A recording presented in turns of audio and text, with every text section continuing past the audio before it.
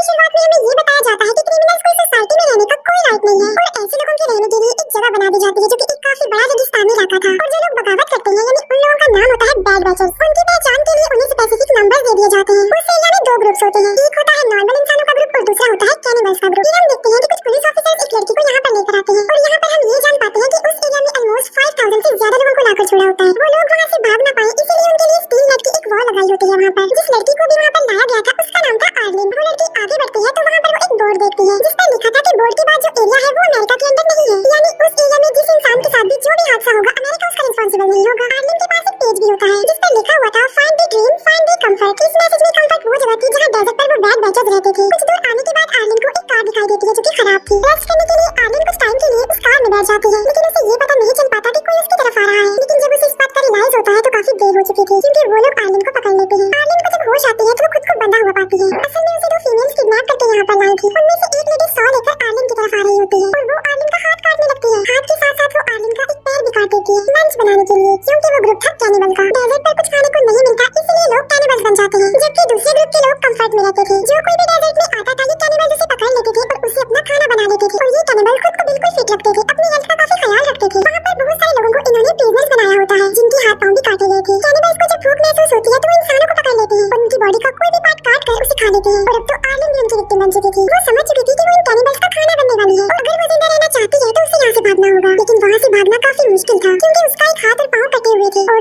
उसे चेन से बांधा गया था। लेकिन आर्लिन को एक आइडिया आता है, वो अपनी पूरी बॉडी पर अपना वेस्ट मटेरियल लगा लेती है। नेक्स्ट डे एक कैनिबल लेडी आर्लिन को चेक करने के लिए आती है तो वो देखती है कि आर्लिन वेस्ट मटेरियल में लटपट है। ये देखकर वो कैनिबल लेडी उसे आजाद कर देती है और आर्लिन को क्लीन करने के लिए खींच कर अपने साथ ले जाती है। फिर वो लेडी पानी लेने जाती है। इसी दौरान आर्लिन मौके का फायदा उठाकर एक रॉड छुपा लेती है। जब वो लेडी आर्लिन को क्लीन कर रही होती है तो आर्लिन उसी रॉड से उस पर स्टैब करती है जिससे वो कैनिबल लेडी गिर जाती है। फिर आर्लिन उस पर बार-बार स्टैब करती है और कैनिबल लेडी की मौत हो जाती है। आर्लिन कॉलिंग करते हुए वहाँ से भागने लगती है। आगे जाकर उसे एक स्केटिंग बोर्ड मिलता है जिसके जरिए वो वहाँ से भाग सकती थी। वो डेजर्ट काफी बड़ा होता है और आर्लिन थोड़ी दूर जाते ही थक जाती है और उसे भूख और प्यास लगने लगती है शिद्दत वाली, जिसकी वजह से आर्लिन बेहोश हो जाती है। वहीं पर एक आदमी था जो कि अकेला रहता था, यानी ना तो वो कंफर्ट ग्रुप का था और ना ही कैनिबल था। वो बूढ़ा था जिसकी वजह से वो अभी तक कैनिबल का शिकार नहीं बना था। ये आदमी आर्लिन को एक केज में बिठाकर काफी दूर तक ले जाता है और आर्लिन को कंफर्ट तक पहुंचा देता है जहाँ कंफर्ट के बाकी लोग रहते थे। आर्लिन को वहाँ पर ड्रॉप करके वो आदमी वहाँ से चला जाता है। फिर हमें 5 मंथ्स बाद का सीन दिखाया जाता है जहाँ आर्लिन का एक घर होता है और उसके पास एक आर्टिफिशियल पाँव भी था उसका। कंफर्ट के लोगों का लाइफस्टाइल बिल्कुल डिफरेंट था और वहाँ पर तमाम फैसिलिटीज थी, लाइक वहाँ पर शॉप्स थी, मेडिकल फैसिलिटी थी। इसके अलावा वहाँ पर और भी बहुत कुछ था। इसके फौरन बाद हमें एक कैनिबल फैमिली दिखाई जाती है जिसमें फैमिली के हेड का नाम होता है मियामी मैन, जो कि अपनी वाइफ और बेटी के साथ रहता था।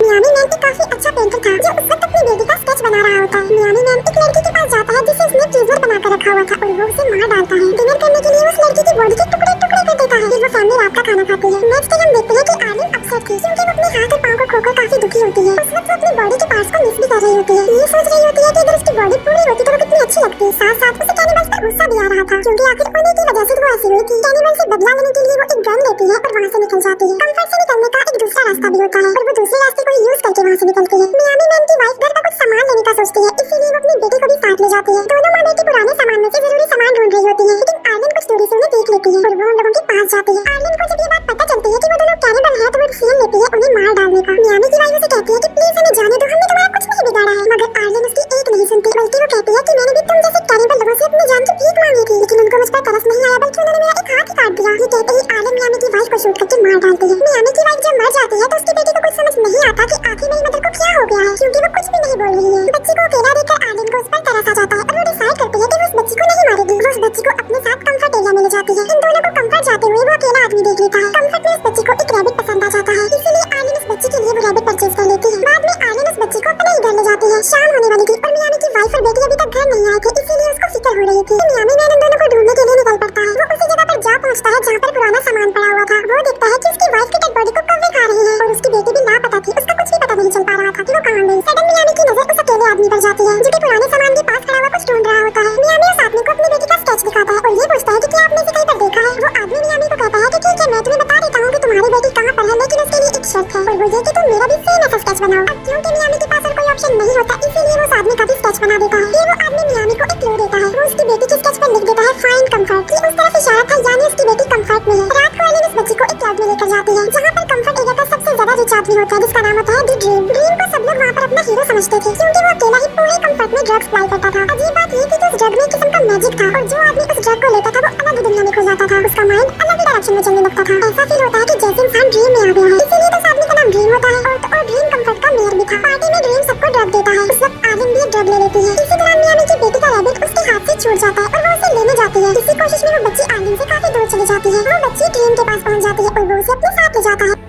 आर्लिन उस बच्ची को ढूंढने लगती है, लेकिन अब आर्लिन पर भी उस ड्रग का असर होने लगता है। उसे ऐसा लग रहा था कि वो ड्रीम में आ गई है और उसे अपने आसपास सब कुछ खूबसूरत नजर आने लगता है। आर्लिन उस बच्ची को ढूंढते हुए कंफर्ट से बाहर ही आ जाती है। आर्लिन का माइंड किसी और ही डायरेक्शन में चला गया था और उसे ये भी पता नहीं चल पाता कि मियामी उसके पास ही खड़ा हुआ है। नेक्स्ट मॉर्निंग जब आर्लिन को होश आता है तो वो देखती है कि वो कंफर्ट से काफी दूर है और मियामी मैन उसके पास ही खड़ा हुआ था और उसके हाथ में वो चीज होती है जिसके बगैर आर्लिन चल नहीं सकती थी, यानी उसका आर्टिफिशियल पाँव। मियामी उसे अपनी बेटी का स्केच दिखाते हुए पूछता है कि क्या तुमने इसे देखा है, जिस पर आर्लिन कहती है कि नहीं, मैंने इसे नहीं देखा, यानी यहाँ पर वो झूठ बोल देती है। किसी भी कैनिबल को कंफर्ट में आने की इजाजत नहीं थी। अगर कोई कैनिबल कंफर्ट के पास आ भी जाता है तो उसे शूट कर दिया जाता है। इसीलिए मियामी आर्लिन से एक डील करता है। वो कहता है कि मैं तुम्हें छोड़ दूंगा, लेकिन उसके बदले कंफर्ट एरिया से ढूंढ कर मेरी बेटी को लेकर आओ। और वो उसे वार्न भी करता है कि अगर तुमने ऐसा नहीं किया तो मैं तुम्हें किसी भी सूरत ढूंढ लूंगा और तुम्हें मार डालूंगा। आर्लिन इस डील पर एग्री हो जाती है। फिर ये दोनों कंफर्ट के लिए चल पड़ते हैं। आगे जाकर उन्हें एक कैनिबल आदमी मिलता है जो मियामी से एक सौदा करता है कि मैं तुम्हें फ्यूल दूंगा, मगर इसके बदले इस लड़की का पाँव काट कर मुझे खाने के लिए दो। वो कैनिबल आदमी मियामी को धमकाता भी है कि मैं तुम्हें मार डालूंगा और फिर जबरदस्ती इस लड़की को उठा कर ले जाऊंगा। इसीलिए मियामी उसकी बात पर एग्री हो जाता है और वो आर्लिन को उस कैनिबल को सौंप देता है। फिर वो आदमी आर्लिन को लेकर वहाँ से जाने लगता है। तभी मियामी उसकी तरफ एक नाइफ फेंकता है जो सीधा आकर उस आदमी को लगता है। उस आदमी की मौके पर ही मौत हो जाती है। मियामी उस आदमी का सारा सामान खुद रख लेता है और उस आदमी का एक हाथ भी काट कर अपने पास रख लेता है। फिर वो दोनों अपनी मंजिल यानी कंफर्ट के लिए आगे बढ़ते हैं, लेकिन रास्ते में ही तूफान आ जाता है वहाँ पर और हर तरफ रेत ही रेत छा जाती है। इसीलिए थोड़ी देर के लिए इन्हें स्टे करना पड़ता है। ये दोनों वहीं पर टेंट लगाकर अपना टाइम गुजारते हैं। तूफान रुकते रुकते रात हो जाती है। इसीलिए मियामी उस आदमी के कटे हुए हाथ को निकालता है डिनर बनाने के लिए। आर्लिन मियामी से पूछती है कि तुम कैनिबल यानी बैड बैचेस कैसे बनी। वो कहता है कि जब मैं 16 साल का था तो एक बोट के जरिए अमेरिका आ गया। अब क्योंकि मैं अमेरिका में अनऑथराइज्ड पर्सन था, इसी वजह से मुझे बैड बैच बनाकर यहाँ भेज दिया गया। उन दोनों के साथ ही बहुत बुरा हुआ था। इसीलिए वो दोनों एक दूसरे के काफी करीब आ चुके थे, लेकिन तभी कोई मियामी को गोली मारकर उसे इंजर्ड कर देता है। तभी वहाँ पर एक स्ट्रेंजर आ जाता है जो आर्लिन को कहता है कि वो उसके साथ चले। यहाँ पर आर्लिन सोचती है कि क्या मुझे मियामी के साथ रुकना चाहिए या फिर उस आदमी के साथ चले जाना चाहिए, लेकिन लास्ट में वो उस आदमी के साथ जाने को ही प्रेफर करती है। वो कंफर्ट का आदमी था, इसीलिए वो उस आदमी के साथ कंफर्ट एरिया में आ जाती है।